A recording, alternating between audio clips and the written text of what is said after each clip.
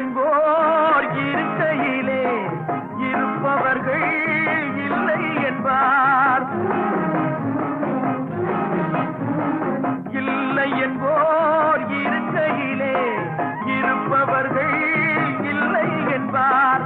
மடி நிறைய பொருள் இருக்கும், மனம் நிறைய இருள் இருக்கும். எது வந்த போதும் பொதுவென்று வைத்து வாழ்கின்ற பேரை வாழ்கிறோம். கொடுத்ததெல்லாம் கொடுத்தான் அவன் யாருக்கா